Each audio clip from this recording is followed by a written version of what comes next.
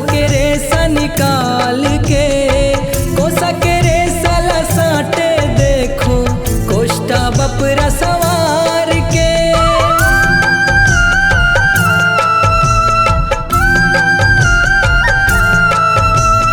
प्रकृति के छवि छटाला ओहाऊ के रे काढ़ के, रंग निरंगाए भक्ति भगत के, भव भरे हैं दुलार के।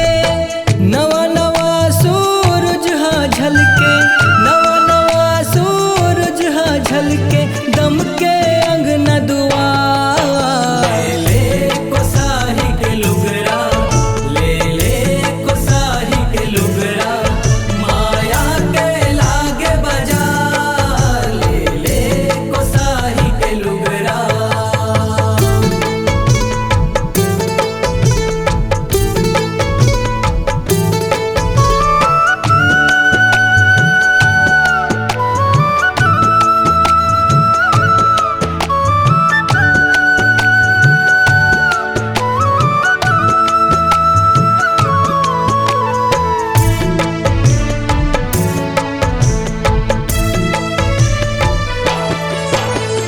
धर्म दुआर मकरम कमाई, तोर कृपा के छैहा माँ।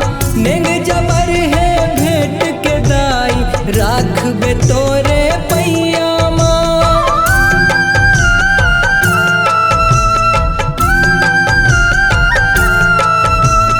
रायगढ़ जसपुर पाली कोरबा, सरगु जाओ कोरिया माँ।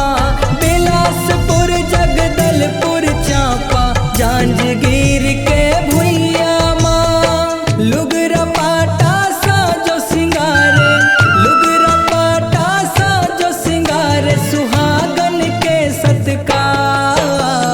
ले कोसाही के लुगरा, ले कोसाही के लुगरा, माया के लागे बाजार।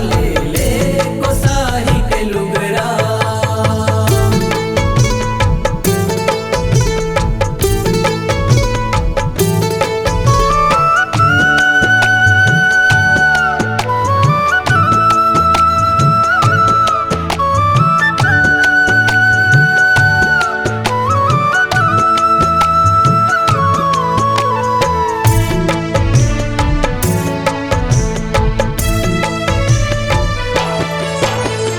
भाव मगंगा मन रहे चंगा, जगमा होवे परचारी हो। भक्ति भाव मानर ओ नारी, वारी जाथे महतारी हो।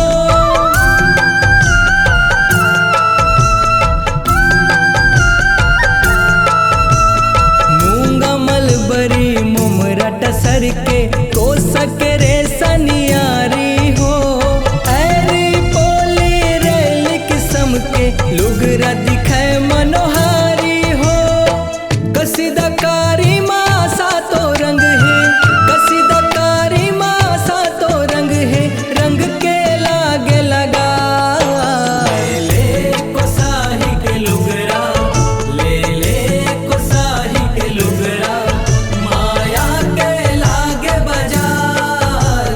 ले कोसाही के लुगरा।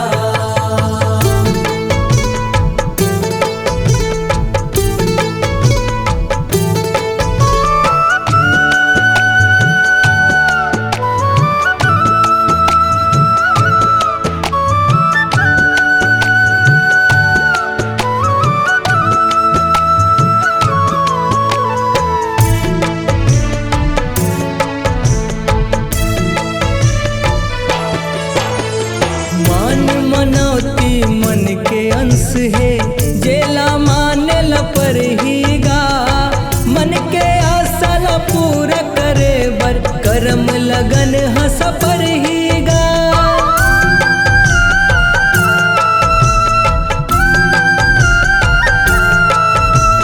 हस्त कर्म के गति सतीले, यहू दिन ह बहुर ही